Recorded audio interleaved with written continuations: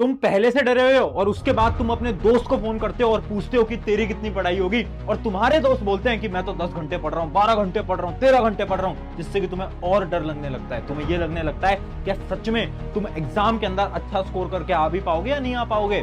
सो hi everyone, मेरा नाम है प्रशांत और आज की वीडियो किसी भी स्टडी टिप या फिर स्टडी स्ट्रैटेजी के ऊपर बिल्कुल नहीं है। आज तुमसे बस एक 1-to-1 बात करनी है यार। मुझे अपना बड़ा भाई शायद तुम मानते होगे और उस बड़े भाई के नाते ही आज तुमसे बात करने आया हूं। एग्जाम पास आ गए हैं, 1 दिन 2 दिन 3 दिन 7 दिन 15 दिन के अंदर तुम्हारे एग्जाम स्टार्ट होने वाले हैं और अब तुम्हें डर लग रहा होगा। तुम्हें ऐसा लग रहा है ना कि क्या तुम सच में एग्जाम के अंदर अच्छे मार्क्स लेकर आ पाओगे। तुमने पढ़ा तो सब होगा बट दिमाग से चीजें निकल रही होंगी, है ना। लग रहा है ना कि एग्जाम है कल परसों में, क्या होगा, कैसे होगा, नंबर आएंगे नहीं आएंगे, पेरेंट्स क्या सोचेंगे, रिश्तेदार क्या सोचेंगे, बहुत सारी चीजें दिमाग में चल रही होंगी, राइट। आगे आने वाली इस वीडियो के 9 से 10 मिनट ध्यान से सुनना, सारी प्रॉब्लम खत्म हो जाएंगी। इस चीज को समझाने के लिए एक लड़के की छोटी सी कहानी सुनाता हूं। एक लड़का था जो कि तुम्हारी तरह बहुत बड़े बड़े सपने देखता था और उसके बाद उसने एक सपना देखा बोर्ड के अंदर अच्छे मार्क्स लाने का। उसने एक प्लान भी बनाया, आखिरी के 1 महीने के लिए पढ़ने के लिए बहुत अच्छा प्लान बनाया। 1-2 दिन पढ़ा बट उसके बाद कुछ मेडिकल इश्यूज की वजह से वो नहीं पढ़ पाता। उसके बाद क्या होता है, एग्जाम में केवल बचे थे 5 से 7 दिन।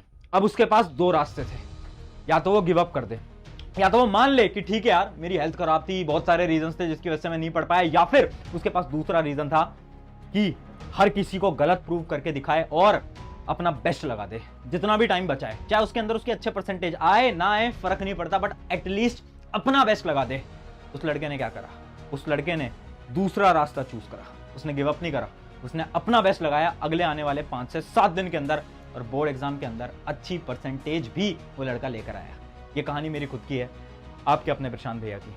और ये कहानी आज मैं तुम्हें इसलिए सुना रहा हूं क्योंकि बहुत सारे तुम्हारे मन में डाउट्स चल रहे होंगे। देखो, जिंदगी में हमेशा तुम्हारे पास 2 रास्ते होते हैं, 2 ऑप्शंस होते हैं। पहला ऑप्शन ये बोलता है कि छोड़ दे, गिव अप कर दे। सबसे आसान रास्ता है गिव अप करना। आज तुम गिव अप कर सकते हो, तुम्हारे पास रास्ता है। खुद को तुम बहुत सारे रीजंस दे सकते हो, ठीक है कि ठीक है यार मेरे तो ना ये फाइनेंशियल कंडीशन अच्छी नहीं थी, मेरे तो पेरेंट्स ने मुझे अच्छी कोचिंग में नहीं डाला, मेरा तो ना ये हो गया था, हेल्थ इश्यूज हो गया था, बहुत सारे रीजंस है, हार मान सकते हो। बट एक और रीजन है जो कि तुम खुद को बोल सकते हो कि यार गिव अप नहीं करूंगा, जितना समय है, जितना समय बचा है उसमें अपना बेस्ट लगाऊंगा या लगाऊंगी, फिर चाहे कुछ होता है, मार्क्स आए ना आए फर्क नहीं पड़ता, अपना तो बेस्ट लगाएं, अपनी तो जी जान लगाएं।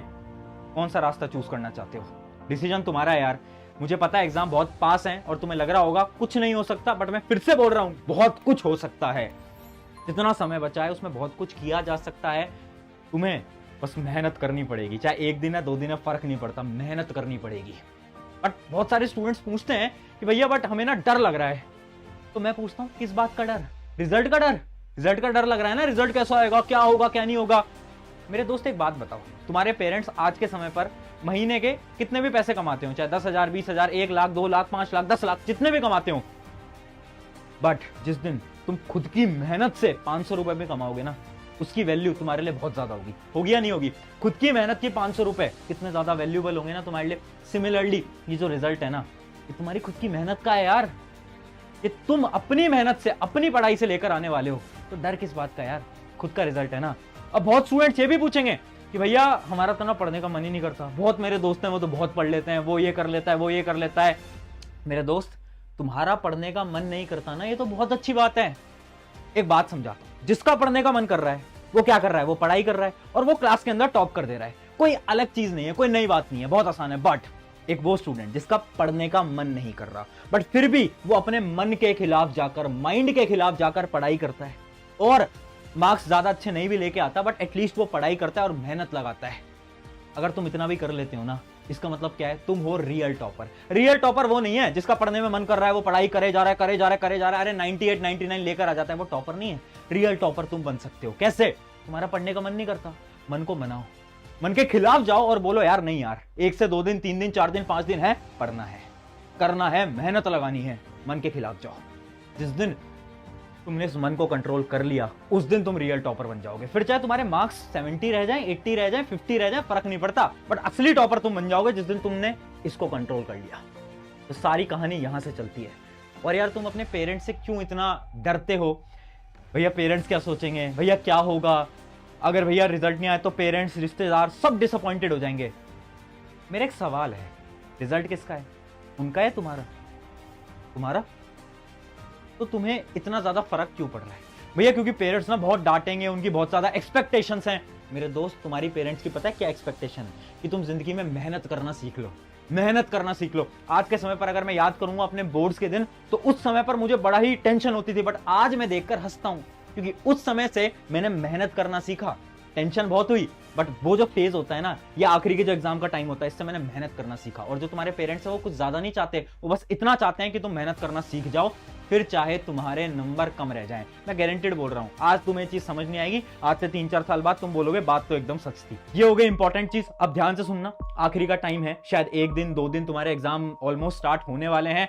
कुछ चीजें बता रहा हूं, उन चीजों को बिल्कुल फॉलो करना। अगर आपने ये चीज, एक साइकिल बताने वाला हूं, इस साइकिल को फॉलो करा, मार्क्स 10 से 15 इंक्रीज होंगे ही होंगे। एक साइकिल दिखा रहा हूं, ध्यान से देखना। ये एक पूरी की पूरी साइकिल है। इसका पहला स्टेप है रिवीजन।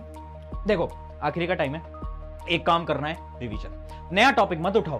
तुम क्या कर रहे हो? भैया मैं ना एक नया टॉपिक भी पढ़ लेता हूं, ये भी कर लेता हूं, वो भी कर लेता हूं, ये भी कर। अरे भाई क्या, रिवाइज करो ना। इस दिमाग की ना कैपेसिटी होती है याद करने की। अगर तुम सोच रहे हो एग्जाम से एक रात पहले सब कुछ पढ़ लोगे, नहीं हो पाएगा। कुछ नहीं लिख पाओगे एग्जाम के अंदर। जितना पढ़ा है उसको रिवाइज करो। अगर तुमने एग्जाम का आधा भी पढ़ा है ना, तो भी उसको बार बार रिवाइज करो। रिवीजन से क्या होगा? दिमाग के अंदर जाएगा और एग्जाम के अंदर तुम अच्छी तरीके से लिखकर आ पाओगे। अगला पॉइंट क्या है? अगला है नो सैंपल पेपर। देखो एग्जाम से 1 दिन पहले, क्या बोल रहा हूं, एग्जाम से 1 दिन पहले मॉक टेस्ट या फिर सैंपल पेपर मत लगाना।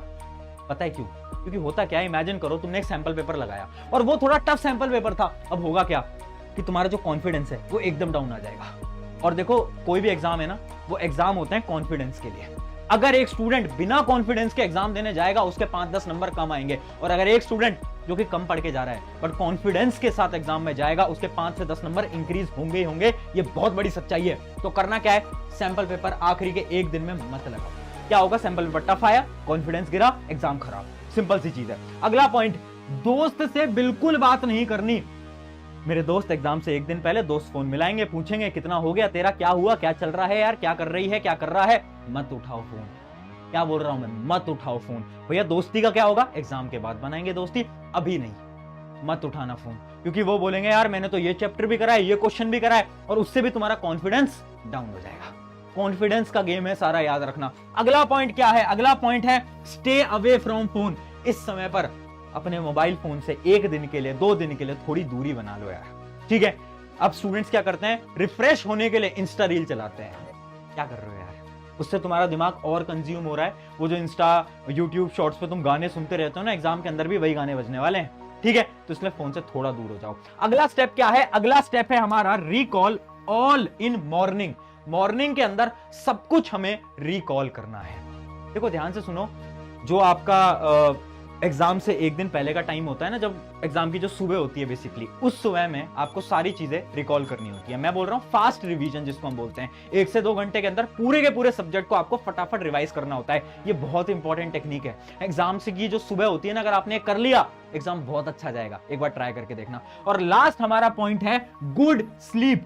सबसे बड़ी गलती जो स्टूडेंट्स करते हैं, एग्जाम है ठीक है 2 घंटे सोएंगे, 3 घंटे सोएंगे, ये जो लोग तुम्हें बता रहे हैं बात मत मानना, बिल्कुल मत मानना। पता है क्यों?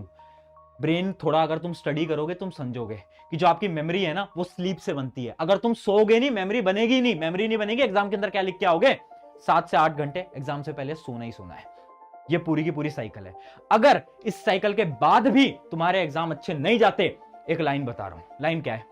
मूवी देखिए, मूवी के अंदर अगर किसी मूवी की एंडिंग जो होती है, अगर वो सैड एंडिंग होती है, अगर हीरो मूवी के अंदर मर जाता है, तो क्या होता है? मूवी का पार्ट 2 आने वाला होता है। समझ पा रहे हो? तो अगर तुम्हारे भी मार्क्स कम आते हैं, इसका ये मतलब नहीं है पिक्चर तुम्हारी खत्म हो गई। याद रखना, अगर मार्क्स कम आए तो पिक्चर अभी बाकी है मेरे दोस्त। अगला एग्जाम होगा शायद कहीं और, तुम ये जो मूवी जो तुम्हारी अधूरी रह गई है, इस मूवी को पूरा करने वाले हो। इस बात को याद रखना। तो खुद से कभी भी ये मत सोचना कि मेरे तो नंबर कम रह गए, क्या होगा क्या नहीं होगा। इस साइकिल को फॉलो करो और दिमाग के अंदर डाल लो कि this exam will be best exam of my life. Exam hall में जाओगे ना, खुद से पहले बस एक बार ये बोल के जाना। वॉशरूम के अंदर कहीं पर भी तुम जा रहे हो, उससे एक बार खुद से बोल लेना this exam will be best exam of my life. बस खुद से बोलते चलना है। जब तक एग्जाम नहीं हो जाता, खुद से बार बार दोहराते चलना है। ट्रस्ट मी, तुम्हारा सच में एग्जाम बहुत अच्छा जाएगा। और यही कमेंट आपको आज की वीडियो में डालना है, this exam will be best exam of my life. अभी के अभी इस कमेंट को कर देना।